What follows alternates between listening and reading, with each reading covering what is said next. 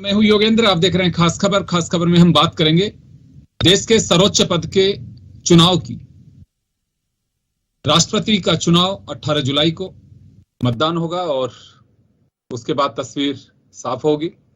लेकिन उससे पहली बड़ी बात यह है कि बीजेपी ने द्रौपदी मुर्मू को कैंडिडेट बनाकर एनडीए का एक बड़ा कार्ड खेला है। थोड़ा सा मैं पीछे लेकर के जाना चाहूंगा कि इसी तरह का कार्ड खेला था दिग्गज भैरव सिंह शेखावत के सामने। सभी मान के चल रहे थे कि भैरव सिंह शेखावत, उनके अपनी एक छवि है, हर दल के अंदर उनकी पैठ है, लोग उनकी इज्जत करते हैं। लेकिन देश की पहली राष्ट्रपति के रूप में जब सोनिया गांधी ने प्रतिभा देवी सिंह पाटिल को उतारा तो हर कोई हतप्रभ था कि भैरव सिंह जी का जीतना मुश्किल होगा, क्योंकि एक तो पहली महिला और बहुत सारे उसमें समीकरण चले। हर कोई चाह रहा था कि महिला के नाम पे कल के बात आ सकती है कि एक महिला थी, वो पार्टी लाइन से अलग हटके देखा जाना चाहिए, क्योंकि देश का राष्ट्रपति बनने के बाद में कोई पार्टी लाइन से अलग बातें होती हैं। वही एक सबसे बड़ी बात रही। भैरव सिंह शेखावत हार गए, प्रतिभा पाटिल जीत गई। अभी द्रौपदी मुर्मू को लेकर के यशवंत सिन्हा चुनाव लड़ रहे हैं, लेकिन कई दल यह बात कह चुके हैं कि बीजेपी अगर सर्वसम्मति की कोशिश करती द्रौपदी मुर्मू को लेके तो शायद ये नौबत नहीं आती। लिहाजा साफ है कि उनका भी रुख द्रौपदी मुर्मू की तरफ हो सकता है।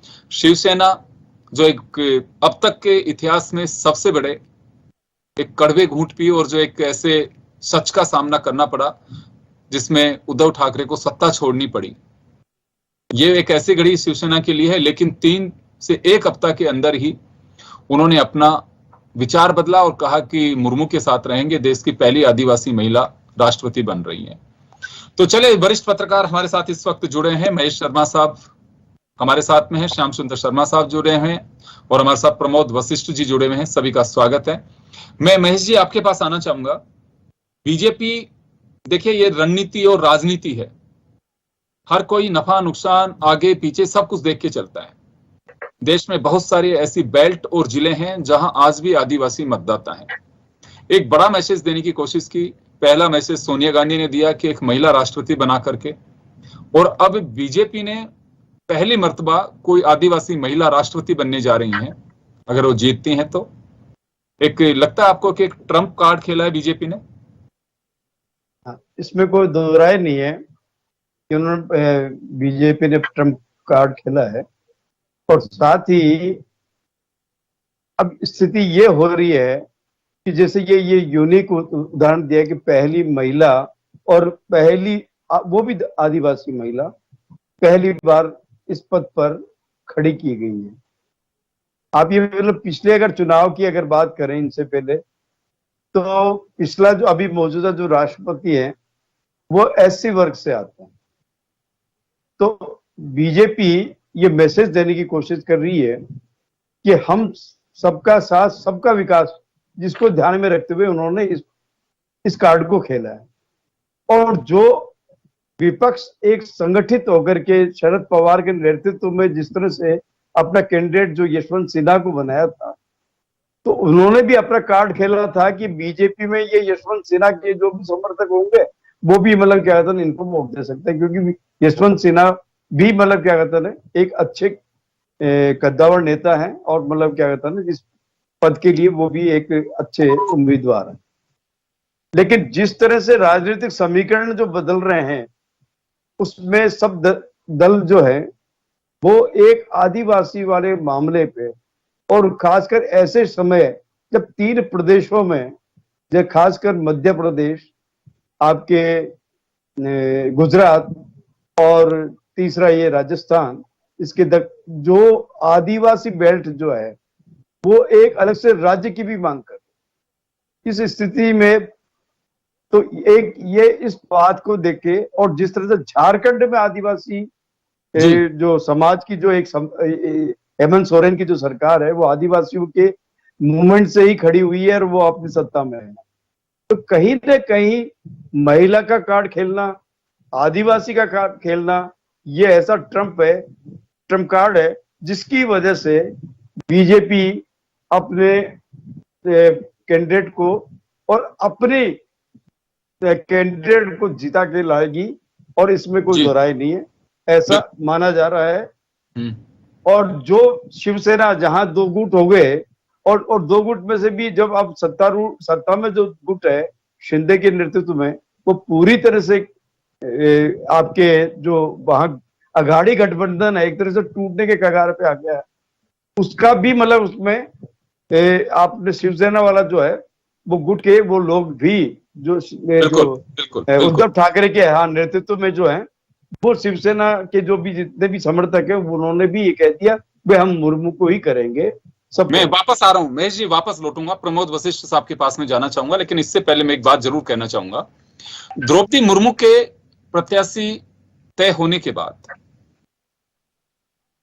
वेस्ट बंगाल की सियासत से यशवंत सिन्हा हाल ही के जब विधानसभा चुनाव हुए तब जुड़े और प्रखर नेता के रूप में ममता बनर्जी के साथ उन्होंने अपनी गोटी फिट की। लेकिन ममता बनर्जी ने मुर्मू के बाद यशवंत सिन्हा जी को चुनाव प्रचार से भी रोक दिया वहां पे, यानी कि उनका सॉफ्ट कॉर्नर भी मुर्मू की प्रति है। देश में रिजर्व कॉन्स्टिट्यूएंसी है, पार्लियामेंट और असेंबली दोनों की भी प्रेशर यह भी आ सकता है, चाहे वो किसी भी दल के विधायक और सांसदों, कि मुर्मू को वोट डालना है। क्योंकि देश की राजनीति में जब कुछ भी, माफ करिएगा, लोग चौराहे पे कहते हैं कि राजनीति तो आजकल की मंडी हो गई और नेताओं की यूं ही बोली लगती है, लेकिन यहां जब सैद्धांतिक बात आएगी तो लोग ये देखेंगे कि चलिए हम आदिवासी समाज से ताल्लुक रखते हैं, आदिवासियों के हितों के लिए लड़ाई लड़ते हैं, तो मुर्मू को क्यों ना वोट डालें। और ये बात मैं इस वजह से कह रहा हूं, जैसे अभी महेश शर्मा साहब ने कहा कि झारखंड आने वाले दिनों में, राजस्थान, मध्य प्रदेश, अभी गुजरात, देश के मैक्सिमम नॉर्थ ईस्ट पूरा आज भी एसटी के मतदाता, एससी के मतदाता सब जगह पे हैं। एक साधने की कोशिश की जा सकती है और यही एक सबसे बड़ी बात होती है कि आप किस तरह की टिप्स और किस तरह की ट्रिक के साथ में आप अपनी राजनीति करते हैं। दोनों बातें बीजेपी ने की है यहाँ पे, एक तो कि आदिवासी महिला, और दूसरा इनके नाम पर कोई कमेंट नहीं कर सकता कि महिला भी है और आदिवासी भी है। तो प्रमोद जी आपके पास आना चाहूंगा कि विपक्ष, बीजेपी ने एक ऐसी चाल खेली है कि विपक्ष को चाह करके भी सहमति का कोई मौका नहीं दिया, न उनसे कोई सलाह मशवरा किया। जेपी नड्डा के लिए लगातार ये कहा जा रहा था कि वो चर्चा करेंगे, लेकिन चर्चा महज एक औपचारिक रही, जैसे विपक्ष के नेता सार्वजनिक रूप से कह रहे हैं कि किसी ने कोई दिलचस्पी नहीं दिखाई कि हम कैंडिडेट को लेकर के चर्चा करें। अगर मुर्मू की बात होती तो शायद हो सकता हम सहमति दे देते हैं। तो एक ऐसा अवसर हो गया कि अब बीजेपी भविष्य में ये भी कहेगी कि आदिवासी महिला को नहीं देख पा रही थी विपक्ष की पार्टियां, एक ऐसा अवसर पैदा कर सकती है बीजेपी। देखो, मैं योगेंद्र जी बताऊं कि जो ये अनुसूचित जनजाति एसटी वर्ग से जो द्रौपदी मुर्मू जी किया है, ये कोई अचानक आप इसको ना समझे। मैं आपको थोड़ा पीछे ले जाऊंगा कि बहुत बड़े आदिवासी सम्मेलन को भोपाल में नरेंद्र मोदी जी ने संबोधित किया, आपको ध्यान हो। उसके बाद में उन्होंने गुजरात में अभी कुछ समय पहले दामोह में आदिवासी सम्मेलन को संबोधित किया। आपके डूंगरपुर में अमित शाह गए आदिवासियों के बीच। तो एक बड़ी रणनीति जो ये बनी है, ये पहले से ही बनी हुई जो आ रही थी। अभी ऐसा लग रहा था कुछ समय पहले, मैं भी ये सोच रहा था कि चलो राष्ट्रपति इनको बनाना था, मुर्मू जी को बनाया, लेकिन अब ये अपने लाभ के लिए बनाया है। ये आज आपने डिबेट भी रखी और आज ही एक घोषणा हुई है बीजेपी की तरफ से कि आदिवासी क्षेत्र के जो 1,03,000 गांव हैं वहां पे जश्न मनाएंगे, जश्न मनाएगी बीजेपी उसमें। तो मैं बताऊं, देश में जो आदिवासियों की जो आबादी है 8.9% है, और देश में जो सीट है 47 सीटें लोकसभा की और 487 सीटें विधानसभा में। तो इस टाइम बीजेपी के पास मात्र 31 सीटें हैं। और एक मैं आपको बड़ी बात बताऊं, जो भाई साहब महेश जी ने अभी कहा है कि जो राजस्थान, मध्य प्रदेश, छत्तीसगढ़ और ये अपने गुजरात, यहाँ जो चुनाव हो रहे हैं, यहाँ एक बीजेपी बड़ा फायदा लेने जा रही है। मैं आपको गुजरात की बात बताऊं तो 15% वोटर एसटी वर्ग से हैं। तो इस टाइम वर्तमान में बीजेपी की वहां स्थिति, इन 27 सीट है वहां इसकी, तो विधानसभा की स्थिति बड़ी खराब है। वहां केवल 9 सीटें हैं इनके पास, सिर्फ 9 सीटें हैं। तो वहां इनको बड़ा फायदा इसके बाद मिलना निश्चित है। अगर राजस्थान की आप बात कर लो तो राजस्थान में 25 सीटें हैं, जिसमें 12 कांग्रेस की, 9 बीजेपी के पास है, 2 आपके बीटीपी की और 2 शायद निर्दलीय हैं राजस्थान में, जो आदिवासी एसटी वर्ग की अपन देखें। तो 10 करोड़ की आबादी वाला करीब जो आदिवासी समाज है, ये हर जगह प्रभाव छोड़ रहा है। मध्य प्रदेश में 47 में से इनके पास 16 ही है। अच्छा एक बात बताऊं, जो 15 साल इन्होंने आदिवासियों के भरोसे छत्तीसगढ़ में राज किया, 29 सीटें इनकी वहां, उसमें से पिछले जो चुनाव में इनके पास मात्र 3 सीट बच गई।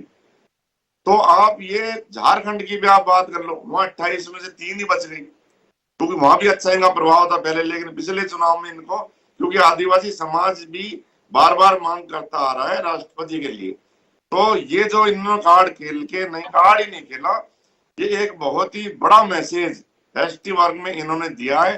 जो पहला अनुसूचित जनजाति वर्ग से इन्हें राष्ट्रपति बना के जो द्रौपदी मुर्मू जी को ला रहे हैं, और ये बीजेपी की तो निश्चित रूप से बीजेपी की है, मंत्री रही है उड़ीसा, वहां विधायक रही है, आपको सारा पता ही है। तो इसका लाभ बीजेपी को ना मिले ये तो असंभव है। अब देखो जहां के सामने जो प्रत्याशी उनकी बात है, ठीक है, उनका बड़ा कद है, वो तृणमूल कांग्रेस में चले गए, लेकिन अभी देखो उनका जो जनाधार है वो उतना नहीं है, और ये निश्चित रूप से मुर्मू जी की बड़ी जीत है। और जो इनको समर्थन दे रहे हैं वो उनकी मजबूरी है। ठाकरे का जो समर्थन देने का मजबूरी है, महाराष्ट्र का कितनी सीटें वहां, हालात ये मजबूरी में जो, और ममता बनर्जी जो बोल रहे हैं कि पहले हमारे पास आते, डिस्कस करते, क्यों नहीं। राजनाथ सिंह जी ने कहा था, राजनाथ सिंह जी को इन्होंने लगाया था, इन्होंने बात करना शुरू किया था प्रत्यय सेन की, तो जब तक कोई ऐसी बात ही नहीं, इन्होंने पहले ही घोषणा कर दी थी यूपीए की तरफ से कि हम तो हमारा संयुक्त कैंडिडेट घोषित करेंगे।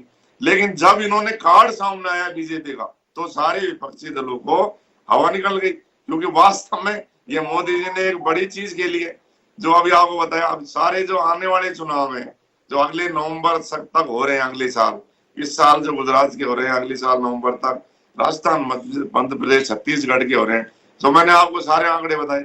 और मान लो जीतने के बाद 1,03,000 गाँव में जब जश्न शुरू होंगे, तो निश्चित रूप से वो बुलाने के लिए कर रही है, ब्रांडिंग है राष्ट्रपति। लेकिन एक बड़ी अफसोस भी थोड़ा इसमें हो रहा है कि राष्ट्रपति को भी एक ब्रांड के रूप में पार्टियां जो ले जा रही है इस पद को भी, ये एक बड़ा गलत चीज शायद मेरे हिसाब से हमारे लोग, उस पद की भी गरिमा का भी ख्याल रखना चाहिए कि ये तो अगर राष्ट्रपति बनती है तो मुझे लगता है कि देश के लिए गौरवान्वित की बात होती है। वो किसी पार्टी लाइन से अलग हटके होता है, कोई भी बने, वो फिर उस बात में होता है कि देश को एक नया राष्ट्रपति मिला है, फिर वो पार्टी से ताल्लुक नहीं रखते हैं। चलिए श्याम जी के पास जाना चाहूंगा। श्याम जी, अभी प्रमोद जी ने एक बड़ी बात कही है कि मुर्मू राष्ट्रपति बनती हैं तो निश्चित रूप से एक आवश्यकता है कि आदिवासी और एक महिला के रूप में बनेंगी वो, तो पहला अवसर होगा कि वो आदिवासी महिला को राष्ट्रपति बनेगी। लेकिन बीजेपी ने आगे की रूट लाइन पहले तय कर दी है। कितने लाख गांव में, 1,03,000 कितने गांव हैं, वहां जश्न मनाया जाएगा जो एसटी बेल्ट से रखते हैं ताल्लुक। ये भविष्य की चिंता ज्यादा है, मतलब आधार बनाया जा रहा है द्रौपदी मुर्मू को, लेकिन राजनीतिक समीकरण तय कर रही है बीजेपी भविष्य के। देखिए योगेंद्र जी, ये बात सही है, राजनीति में हमेशा राजनीतिक दल अपने फायदे की बात करते हैं। ये 2018 में भी नाम इनका चला था, लेकिन उस वक्त एससी का कैंडिडेट को राष्ट्रपति बनाया गया और गोविंद हमारे राष्ट्रपति बने। अब हमने स्थिति देखी, अभी जिस प्रकार का पूर्ण बहुमत एनडीए के पास नहीं था राष्ट्रपति का, इसी मंथन में लगे हुए थे कि आखिर किस व्यक्ति को किस तरह से राष्ट्रपति पद हमारे तरीके सहजता से जीत जाए और हम हो जाए। तो इसलिए इन्होंने मुर्मू का नाम तय किया। एक आदिवासी महिला के रूप में इन्होंने कैंडिडेट, क्योंकि राज्यपाल भी रह चुकी हैं, पार्षद से अब राष्ट्रपति भवन तक इनका द्वार खुलेगा। तो ऐसी स्थिति में ये बात भी मान के चलिएगा कि आदिवासी जो 10 राज्यों के विधानसभा के चुनाव होने, उसमें अहम भूमिका आदिवासी क्षेत्र की है। और ये बात सही है, जिस तरह से भाजपा की स्थिति एसटी के अंदर अच्छी नहीं है, इसलिए उन्होंने राष्ट्रपति का उम्मीदवार के माध्यम से कहलाने का प्रयास किया कि हम कितना हितैषी हैं आदिवासियों के। आप देखिएगा पुराने टाइम में, देखिए जिस प्रकार जल जमीन जंगल जो आदिवासी को मिलता था वो छीन लिया गया बीजेपी के द्वारा। आपने देखा बीच में द्वंद्व छिड़ा था कि बीजेपी ने आदिवासियों का जो मूल अधिकार था वो छीने जा रहे हैं। तो अब इसके माध्यम से वो प्रयास करेंगे कि हमने आपको राष्ट्रपति दिया है, और राष्ट्रपति देने के बाद जिस प्रकार राजस्थान में भी देखिएगा कि आदिवासी जो सांसद है जसकौर कौंड मीणा है, उन्होंने मुख्यमंत्री जी को पत्र लिखा है कि आदिवासी का साथ दीजिएगा। और ये बात भी सही है कि ममता बनर्जी ने जिस प्रकार से अपना रुख बदला है, अब ममता बनर्जी का जसवंत सिन्हा तो जसवंत उन्हीं के कैंडिडेट थे, और आज स्थिति में है कि प्रचार मत कीजिए, उनको पता है कि हम हारेंगे तो सही, इसलिए हार में इस तरह की स्थिति नहीं बने, बंगाल को हालत खराब ना हो, इसलिए उन्होंने पहले से कह दिया कि हम समर्थन करेंगे। अब क्या स्थिति बनेगी, एक दो दिन में क्यों क्लियर हो जाएगा, 18 तारीख को मतदान होना है। अब हमारे राजस्थान में भी आदिवासियों को आगे करके इनका वो बनाया था प्रस्तावक, 5 आदिवासी यहाँ से गए भी थे। तो ये बात सही है कि जिस प्रकार की स्थितियां हैं और आने वाले आपके चुनाव में 10 राज्यों में आदिवासियों में इस प्रकार से पैठ बने और 9% वोट हम कैसे हासिल करें, और राष्ट्रपति के माध्यम से हम देश में एक नई संदेश देने का प्रयास, प्रधानमंत्री जी तो हर चीज को इवेंट मैनेजमेंट करते हैं, हमेशा से करते आए। 2024 का चुनाव हम वापस से कैसे जीते, इसके भी ट्रम्प कार्ड खेलेंगे वो, इसके माध्यम से शिवसेना, देखिए झारखंड ने तो कह ही दिया, झारखंड के जो राज्यपाल रही हैं उन्होंने, झारखंड मुक्ति मोर्चा ने तो समर्थन दे दिया, बीजू पटनायक ने दे दिया, क्योंकि वहां तो ये मंत्री रही हैं। तो ऐसी स्थिति में 2 राज्यों का जब आपको मिल गया, अकाली दल ने कह दिया हम भी साथ हैं, तो एक बड़ा तबका आपके साथ हो रहा है। तो ऐसी स्थिति में अब यशवंत सिन्हा जिस प्रकार का जयपुर में भाषण दे के चले गए, वो ये नहीं भूल गए कि वो भी मूल रूप से बीजेपी के हैं, वो कोई अभी कोई है नहीं, और वित्त मंत्री रहे, क्योंकि सीधे तौर पर प्रधानमंत्री से उनकी बनती नहीं है, इसलिए उनका बेटा आज भी बीजेपी में सांसद है। तो ऐसी स्थिति में उनको कैसे कहा जाए कि आप स्वच्छता की राजनीति करेंगे और हमारे अधिकार को सुरक्षित रखेंगे, क्योंकि वो तो कलेक्टर रहे, आईएएस रहे, वो अपनी अलग तरह की बात करते हैं कि राष्ट्रपति भवन में केवल मोहर वाला राष्ट्रपति नहीं चाहिए। आपको मालूम है भारत के प्रधान राष्ट्रपति को कितना पावर है, क्योंकि कैबिनेट के निर्णय को मानना पड़ता है, केवल वो तो हाँ ना में करता है, शपथ ग्रहण समारोह कराता है, इसलिए राष्ट्रपति के पास बहुत बड़े अधिकार नहीं है। जब राष्ट्रपति शासन लगता है तो अधिकार आते तो हैं नहीं, लेकिन उसका उपयोग कैबिनेट के माध्यम से, अधिकारों को चाहे तो प्रयोग कर सकते हैं, नहीं वो कैबिनेट के साथ बंधे हुए ना, और सारी चीजें होती हैं, विल पावर, एक फिर राजनीतिक दलों का एहसान। मैं इस वजह से कह रहा हूं, कोई किसी को शायद हो सकता बुरा लगे, ये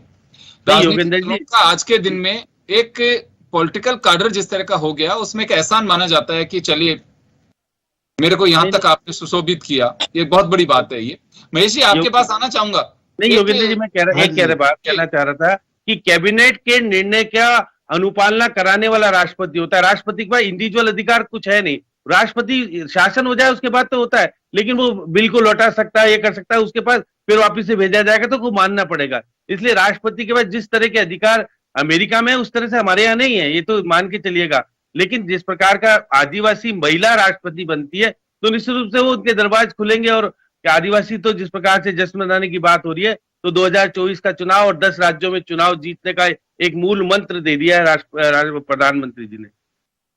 बिल्कुल, मैं महेश जी के पास जाना चाहूंगा। देखिए, मुर्मू के जीतने के बाद की चुनौतियां और जो उनसे अपेक्षा है, ये तो अगर वो चुनाव जीतते हैं तो उसके बाद में मैं इन्हीं पैनलिस्ट के साथ में चर्चा करूंगा, लेकिन मैं वर्तमान परिस्थितियों और जो स्थिति है फिलहाल उन्हीं पे फोकस रखने की कोशिश कर रहा हूं मैं। महेश जी आपके पास आना चाहूंगा। देखिए, बीजेपी अब ये कोई कुछ भी कहे, हालांकि अभी जो प्रमोद जी ने कहा कि ये अमित शाह और नरेंद्र मोदी के जहन में आदिवासी सम्मेलन जब मध्य प्रदेश में हुआ तब से ही स्टार्ट हो चुका था। ये बात अलग है कि मुर्मू के नाम पर इन्होंने मोहर लगाई, लेकिन ये कहीं ना कहीं बीच में आने लगा था कि किसी आदिवासी को राष्ट्रपति बनाया जा सकता है, ये उनके दिमाग में आने लग गई थी। तो ये तो नहीं कही जा सकती है कि नरेंद्र मोदी किसी चीज को तुरंत ही कैच करते हैं बड़ी एक्सरसाइज के साथ में। वो बेशक चाहे उनपे कहा जाता हो कि इवेंट मैनेजमेंट के एक हुनरकार हैं या शिल्पीकार हैं, लेकिन ऐसा नहीं है। वो राजनीति के हर चीज को बड़े आगामी परिदृश्य को देख करके चलते हैं कि इस स्टेप से हमें क्या होगा। वो पूरी चौसर को देखते हैं बड़ी बारीकी से, उसके बाद में शहमात का खेल शुरू करते हैं। तो ये तो मान सकते हैं कि बिना एक्सरसाइज का कैंडिडेट नहीं कह सकते हम मुर्मू को।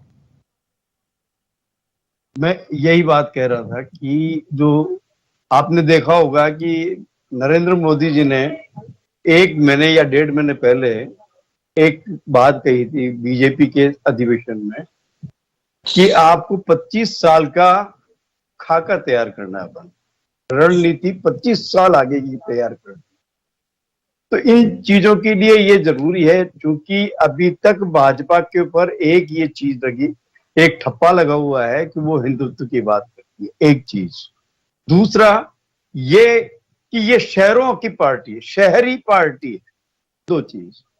तो अब ये अपने उस समुदाय जहां एससी वर्ग है या एसटी वर्ग है या मोमडन में मतलब मुस्लिम वर्ग, वहां पे जाके अपना संपर्क बढ़ाने, जनाधार बढ़ाने की कोशिश कर रही है। अब आप ये देखिए, आजम चुनाव अगर यूपी का भी देखें कि जिस तरह से आजमगढ़ और रामगढ़ में इन्होंने जो जीत हासिल की है मुस्लिम बहुल एरिया में, तो ये मान के चलिए कि कहीं ना कहीं बीजेपी अपना जनाधार बढ़ाने की कोशिश कर रही है। इसमें तो कोई बात ही नहीं है। जब भी कोई भी राजनीतिक दल होता है वो अपने समर्थन का ही राष्ट्रपति बनाने की कोशिश करता है। वहां पे अगर कोई अपोजिशन का बनाया गया तो वो जो मौजूदा सरकार है वो अपने रास्ते में बाधाएं खड़ी नहीं करना चाहती है। तो ऐसी सूरत में कि जो वो फैसले ले लेती है वो राष्ट्रपति का उसको होना चाहिए। सवाल ये है कि ये बात है, और सारा का सारा जिस तरह से आप ये देखिए अभी तक का राष्ट्रपति पद के लिए कांग्रेस ने मुस्लिम कैंडिडेट्स भी खड़े किए हैं, उसमें भी कहीं ना कहीं उनका समीकरण रहा है। मुस्लिम देशों में पैगाम पे मतलब मैसेज देने का, यहाँ सिर्फ राजस्थान क्या इंडिया ही नहीं है, बल्कि उन्होंने 57 देशों को भी ये मैसेज देने की पड़ती है कि हम मुसलमानों के लिए बहुत सोच चिंतक हैं। तो ऐसे ही कहा जा सकता है कि एक नोबल इमेज और हमारे यहाँ पे सोशल इंजीनियरिंग का फैक्टर शुरू से चालू आ रहा है। ये भी नहीं है कि नई बात नहीं है कि नरेंद्र मोदी ने अभी चल रहा है, लेकिन ये है कि आप पे आधार सोशल इंजीनियरिंग में फिट किसको करते हो। बिल्कुल ये है, और मौजूदा स्थिति क्या है। अब आप ये देखिए ना, जहां जहां पे भी अभी ये नक्सलवाद को तोड़ने के लिए भी एक ये बड़ा बहुत ब्रह्मास्त्र है। बिल्कुल नक्सलवाद को भी चोट करेगा, आज नहीं कल करेगा, चाहे उसमें केंद्र सरकार की भी और दूसरे भी सशस्त्र बलों की इनकी तो होगी, लेकिन कहीं ना कहीं उनको ये बताने की कोशिश कर रहा है मौजूदा सरकार जो है केंद्र सरकार कि हम आपके हितैषी हैं, हमने देखो आपके वर्ग के एक आदमी को वहां तक पहुंचा दिया, सर्वोच्च पद पे पहुंचा दिया। तो ये जो मैसेज देने की बात है, तो ये जो 25 जो मैं जो कह रहा था कि वो मोदी ने जो 25 साल के प्रोजेक्ट बनाने की जो बात कर रही है, तो कहीं ना कहीं इसके पीछे अभी आपको उपराष्ट्रपति पद पे भी एक चौंकाने वाला फैसला आएगा। अभी आप देखिएगा वो कौन सा फैसला है, उसमें भी आने वाला है जो इनको मजबूर होकर के उनको भी सहम में देना पड़ सकता है विपक्ष को, क्योंकि ये स्ट्रेटेजी ऐसी तैयार की जा रही है, चाहे वो कोविड के मामले के लेकर के हो, चाहे इस मामले को लेके हो या अगले मामले को लेकर के, इनमें कहीं न कहीं कि विपक्ष को ये बाध्य कर देंगे, करने की यह योजना है कि वो हमारे ही कैंडिडेट को समर्थन दे। ममता आज क्यों बोल रही है कि हमसे विचार क्यों नहीं किया, जो स्टेटमेंट उनका आ रहा है, एक महिला को अगर महिला मुख्यमंत्री सपोर्ट नहीं करिए तो इसका एक मैसेज गलत जाता है। और चूंकि आबादी वहां पे भी है, ट्राइबल आबादी वहां पे भी बंगाल में, तो उनको क्या मैसेज देंगे। तो कहीं ना कहीं जनाधार खिसकता हुआ देखने, उसे रोकने के लिए भी विपक्ष जो है कुछ टिल्ट होगा। आप ये देखिए कि इस मुर्मू को लेकर कांग्रेस में भी कुछ अभी विवाद चल रहा है, दो गुट बन रहे हैं भीतर ही भीतर। अब वो क्या रिजल्ट आएगा और रिजल्ट पे डिपेंड करता है कि विपक्ष के कितना मतलब क्या कहते हैं इधर झुका हुआ, ये मालूम आने वाले दिनों में मालूम 18 तारीख के बाद मालूम पड़ेगा। जी बिल्कुल, प्रमोद जी आपके पास आना चाहूंगा मैं। देखिए महेश जी ने जो बात कही कि ये बात सही है कि पहले कभी मुस्लिम कैंडिडेट्स को अगर खड़ा करते थे, क्योंकि हमारे यहाँ पे देश की आजादी की नींव विभाजन पे रखी गई, और अभी भी बहुत सारी चीजें उसमें आती हैं कि बीजेपी कई बार आरोप लगाती है कांग्रेस पे कि उस वक्त इन लोगों की वजह से आज ये हुआ। उस समय की परिस्थितियां कुछ अलग थी, कोई भी होता उसे रोक नहीं सकते थे, क्योंकि विभाजन की आधारशिला पे ही अंग्रेज चाह रहे थे कि भारत के टुकड़े हों तभी आजादी मिले, क्योंकि कभी भी इस मजबूत राष्ट्र को इतना देखना ही नहीं चाहते थे वो।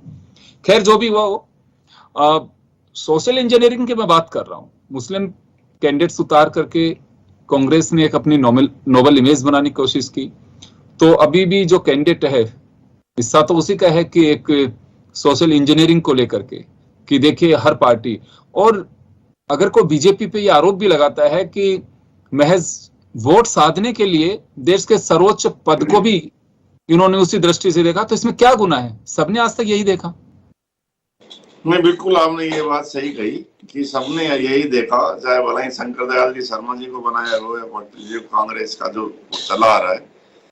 लेकिन ये मतलब हम एक ऐसे वर्ग से हैं, तो ये बहस हमको देश के सामने छोड़नी जरूरी है कि इतना बड़ा सर्वोच्च पद है, संवैधानिक पद है। वैसे तो आप देखो, मैं आपको बताऊं कि राष्ट्रपति क्या देश के सारे बनने के बाद दिल्ली के गलियारों में ज्यादा अपने बंगले में सीमित हो जाते हैं कि वो सारे स्टेट और सारे यूटी में भी वो एक एक बार तक नहीं जाते पूरी। अब आप जैसे मान लो इनका है, उनका तो एक काम ये रहता है कि जिसने हमको बनाया, अब मान लो मुर्मू जी को अमित शाह जी, मोदी जी ने बनाया, तो इनका पहला काम ये रह जाएगा, मुझे कहना नहीं चाहिए संवैधानिक पद है, पहला काम ये रह जाएगा कि ये दोनों खुश कैसे रहे। इस तरह शुरुआत इनकी इस तरह से यहाँ से होती है। तो और सोशल मीडिया ठीक है, युद्ध और राजनीति में सारी जो बातें जायज है और ये चल निकला है, ये पैटर्न जो चल निकला है ये थमने वाला नहीं है। अब अभी तक छुप गए थे कि किसी को बना दिया तो ऐसा कोई नहीं करते थे, लेकिन देश में पहली बार ऐसा हो रहा है कि जब एक आदिवासी को राष्ट्रपति बनाने के बाद एक पार्टी घोषणा कर रही है कि हम आदिवासी क्षेत्र के 1,03,000 गांव में जश्न मनाएंगे, जबकि राष्ट्रपति पूरे देश के सारे में मनाओ ना, सारे देशों में जश्न मने। वही एक महिला अच्छी, एक महिला और आदिवासी महिला बन रही है, और ये तो आप निश्चित रूप से समझ लो कि आने वाले समय में ये प्रणब मुखर्जी की तरह क्या पता इनको भारत रत्न भी दे दे, क्योंकि इनको तो एक वर्ग को पूरी तरह अपने साथ जोड़ना है। जब राष्ट्रपति पूरे देश की बन रही है वो पूरी तरह से, तो आपने क्यों घोषणा करी कि आप 1,03,000 गाँव में ये जश्न मना रहे हैं? तो और क्या नाराज हो जाए? अब इससे क्या है, फ्रैक्शन वाली बात हो गई कि भाई अनुसूचित एसटी वर्ग की बन गई, अब सारी मूंछ घुमा के बोलेंगे भाई हमारी राष्ट्रपति बन गई। अब जस्ट में मान लो ब्राह्मण भी शामिल होता या और वर्ग भी शामिल होता, जनरल भी, अब वो थोड़ा कूड़ा रहेंगे कि यार एसटी वर्ग की है, उनका जश्न है, अपना तो है नहीं, क्या करना है जीवन मत चलो। तो सर ये जो चीजें हैं ये है ना, ये थोड़ी सी देश को खा रही है। सोशल नहीं करो, आप खूब करो, अरे छुप छुप के कर लो। आप जो खुला ही आगे मैदान में एक राष्ट्रपति जैसे संवैधानिक पद के लिए खुला ही आगे की जश्न मनेगा, क्योंकि मेन मकसद है गुजरात में देखो 27 सीटें हैं। अब आप आज लिखो मेरी बात, राष्ट्रपति बनने के बाद 27 की 27 9 सीट उनके पास ही, मेन उन्होंने जोर लगा रखा है। कांग्रेस ने भी, हालांकि अभी महेश जी भाई साहब कह रहे थे कांग्रेस में, तो वो कांग्रेस के तो डॉक्टर अजय हैं, कोई लीडर है ना, उन्होंने इसका विरोध किया, ये तो आदिवासी है ही नहीं, और उन्होंने इनको कोई बेहद नुमाइंदा ऐसी कोई गलत टिप्पणी भी करी है जिसका बीजेपी बड़ा विरोध कर रही है। तो कांग्रेस में तो ये भी है कि भाई आदिवासी नहीं है तो बीजेपी के वर्कर है, तो ऐसे ही इन्होंने क्या किया है। अच्छा, मुर्मू जी को भी पैटर्न वही सिखा दिया है उन्होंने बुला के, तो उन्होंने सबसे पहले भाषण में ही ये बात कही, मैं तो गांव की हूँ, गांव से आई हूँ, और मेरा सबसे पहला काम रहेगा गांव में सफाई, गांव में शिक्षा, गांव की महिला। उसी चीज पे वो सरकार वाली, वो लीडर वाली, उस पर ही वो मुर्मू जी चल निकली है। हालांकि अब ठीक है जी, आपको बहुत बहुत बधाई आखिरी में ही कि भाई जीत रही हूँ, क्योंकि देखो यशवंत सिन्हा जी तो अब बड़े लीडर नाम होगा, कद छोटा हो गया, बड़े लीडर कद छोटा पूरी तरह आ रहेंगे। ये तो सिर्फ समझो कि ये नाम मात्र को, ये इनने सोचा कि मेरे खोने के लिए तो कुछ है नहीं, अभी भूखे पड़े हैं, कभी वहां जा रहे हैं, कभी वहां जा रहे हैं, तो चलो ये चुनाव भी लड़ दो, इस बहाने देश में चर्चित हो जाएंगे कि भाई हमने चुनाव लड़ा था। एक प्रोफाइल में थोड़ा सा बायोडाटा में और आ जाएगा, तो इसलिए वो कूद पड़े, उनको करा करोगे, लेकिन जीतने कहाँ है वो, इतनी बुरी तरह रहेंगे। आज आप जनटी में घोषणा हम कर रहे हैं, देख लेना, क्योंकि जो इनके वोट देने वाले वो वोट नहीं दे, क्योंकि उनको वहां से वहां की जनता इंजेक्शन लगा के भेजेगी कि अगर वोट वहां दे दिया तो देख लेना। तो ये जो है ना विपक्ष के यूपी के कांग्रेस खुद बड़े लीडर डर रहे हैं। आप बताओ किस नेता का बयान आया, कौन सा बड़ा लीडर इनके साथ लगा उसमें, बस बुझे मन से आप चले गए, थोड़ा सा माला बहरा दी, चलो भाई। तो ये जो आपने बात बिल्कुल सही कही, इतने बड़े जो पद है संविधान का, अरे इसको तो थोड़ा सा बचा के रखो, कोई लाभ आप सार्वजनिक बताओ, आप वैसे अपना चलो रोटी सेक लो, आपका होना चाहिए। कि भाई साहब कह रहे थे उनको कैबिनेट के फैसले राष्ट्रपति की साइन जरूरी है, सही बात है, जरूरी है, क्या पता साइन ना करे कोई गलत आ जाए, कैबिनेट तो जब भी पारित होता है, सही बात है पूरी। नहीं, लेकिन एक बार में कैबिनेट के फैसले को लौटा सकते हैं, दूसरी बार के लिए बाध्य है। कैबिनेट एक बार में भेजे वो बाध्यता नहीं है कि राष्ट्रपति उसी को माने, नहीं रिजेक्ट कर सकते हैं, एक बार रिजेक्ट भी कर दें, नो हाँ कर सकते हैं, बिल्कुल कर सकते हैं, क्योंकि ये पोजीशन इस वजह से बनी कि आपातकाल के बाद जैसे सरकार बदली थी तो ये फैसला किया गया कि कैबिनेट के बिना फैसले के राष्ट्रपति कोई डिसीजन नहीं किए, क्योंकि आपातकाल के राष्ट्रपति के सिग्नेचर बहुत आवश्यक थे। वो चाहे हमारे इकोनॉमिक आपातकाल हो या फिर देश का आपातकाल हो जो विधिक रूप से होता है, उसके लिए राष्ट्रपति के सिग्नेचर जरूरी है। तो ये उसके बाद जब इंदिरा गांधी ने आपातकाल डिक्लेयर किया 75 में, उसके बाद से ये तय किया गया जब जनता पार्टी की सरकार, गठबंधन की सरकार बनी, तब कि अब कैबिनेट के फैसले के बिना राष्ट्रपति कोई डिसीजन नहीं करेंगे। अगर राष्ट्रपति एक बार कैबिनेट के फैसले को लौटाता है, ये बाद में अमेंडमेंट किया गया कि उसको अगर दोबारा आता है तो बाध्यता होगी। खैर चलिए, चुनौतियां बहुत सारी हैं और मैं श्याम जी के पास जाना चाहूंगा। श्याम जी, एक बात निकल करके आ रही है कि बीजेपी को भी थोड़ा धैर्य रखना चाहिए। उससे ये लगता है कि बीजेपी केवल पॉलिटिकल हित के लिए मुर्मू को प्रेसिडेंट के रूप में लेके आ रही है। प्रमोद जी ने बहुत सटीक बात कही कि भाई राष्ट्रपति तो पूरे देश की बनेगी, उसके बाद में केवल ये नहीं रहेगा कि एसटी की राष्ट्रपति है, राष्ट्रपति पूरे मुल्क की है और बनती है। किसको बुरा लग रहा है? हर कोई खुश है कि एक आदिवासी महिला पहली बार राष्ट्रपति बन रही है। अगर ये नहीं होता तो हम चर्चा क्यों कर रहे होते यहाँ पे बैठ के? देखिए योगेंद्र जी, अगर सर्वसम्मति से निर्णय हो गया होता तो फिर एनडीए ये नहीं कहता है। देखिए आप आज जिस तरह की स्थितियां क्या मोदी और शाह की जोड़ी ने जिस प्रकार से निर्णय किया है और जो आकर के समझा, देखिए जिस गांव से आई अभी तो बिजली अब लगाई है, वहां पर बिजली नहीं थी। अब ये बहुत बड़ी बात थी कि इस तरह के गांव में रहती थी जहां बिजली नहीं थी। तो एक नया संदेश देने का प्रयास किया कि हम ऐसी राष्ट्रपति को लाए जो अंधेरे वाली राष्ट्रपति से राष्ट्रपति के बड़े भवन में, बड़े उजाले में आएंगी और रहेंगी और वो उस गांव का ध्यान रखेंगे जहां पर कुछ भी नहीं है। तो ये एक संदेश देने का काम, क्योंकि 10 राज्यों के चुनाव होंगे, उसमें निश्चित रूप से ये प्रचारित करेंगे और कहेंगे हम ऐसे राष्ट्रपति को लाए जो कि कुछ भी नहीं था और आज हम ले आए। अब ये चीजें आप 2024 में जब चुनाव होंगे तो 47 सांसद और 487 अगर विधानसभा में अगर प्रभावित हो जाते हैं और बीजेपी को कुछ मिल जाता है तो इससे बड़ा और क्या बीजेपी के लिए फायदा होने वाली बात है। देखिएगा विपक्ष ने शरद पवार को कहा था, हट गए पीछे, उनको बोला हारने के बाद तुम्हारी स्थिति पता नहीं क्या होगी, ईडी वीडी पता नहीं क्या क्या जांच होती है तो और दिक्कत हो जाएगी। फारूक अब्दुल्ला को कहा, वो पीछे हट गए। अब यशवंत सिन्हा जो इन्हीं के थे, काम तो लड़ेंगे, हमारे पास है क्या, स्थान तक तो है ही, राज्यसभा के सदस्य तो अगर हार गए तो राज्यसभा के सदस्य तो रहेंगे। तो ऐसे उनके पास जाने वाला कुछ नहीं है। उनको देख देख पहचान दे गया कि भाई देखिए हम राष्ट्रपति का चुनाव, जैसे भैरू सिंह जी चुनाव लड़े थे, निर्दलीय चुनाव लड़े थे। अब ये देखिएगा जिस प्रकार से ये भी निर्दलीय रूप में चुनाव लड़ रहे हैं, किसी कैंडिडेट किसी के नहीं है, ऐसी भैरू सिंह जी वाली स्टाइल आ रही है। लेकिन भैरू सिंह जी को भी हरा दिया गया है यहाँ से उन्होंने महिला कैंडिडेट को और शेखावत को लाके खड़ा करके, जो सोनिया गांधी ने खेला था ट्रम्प, उसके बाद ये स्थिति इनके साथ हो रही है। ये भी स्थिति खराब, लास्ट में आते ऐसा नहीं हो कि ये कह देंगे भाई चलो हम चुनाव छोड़ते हैं और हो जाए कुछ। जैसे ममता बनर्जी का जो आज आया है ना, उसे लग रहा है कुछ अलग देंगे। देखिए आप आंध्र प्रदेश में, माफी चाहूंगा, समय का अभाव थोड़ा रोकना चाहूंगा तमाम अतिथियों को। और चलिए, ये मुद्दा एक ऐसा है कि वास्तव में जर्नलिस्ट क्या सोचते हैं। निश्चित रूप से देश के सर्वोच्च पद का चुनाव है और बीजेपी ने जो खेला है या कहूं कि इसमें चाल चली है, वो निश्चित रूप से काबिल तारीफ कहूंगा, राजनीति का एक बड़ा हिस्सा है। विपक्ष के पास में इसका कोई तोड़ नहीं है। फिलहाल इस चाल में फंसते नजर आ रहे हैं। अब ये चाल इस वजह से कह रहा हूं कि अगर इसमें सहमति बना ली जाती तो मुर्मू के नाम पर बीजेपी वो गेन नहीं कर पाती जो अब चुनाव करा करके कर सकती है। ये सबसे बड़ी बात है। कुछ सवाल भी उठेंगे, कुछ सार्थक बातें भी होंगी, लेकिन रिजल्ट तक कुछ चीजें ऐसी हैं जिन पे हम चर्चा करते रहेंगे। बहुत बहुत शुक्रिया आप सभी का। खास खबर में इतना ही, दीजिए इजाजत, नमस्कार।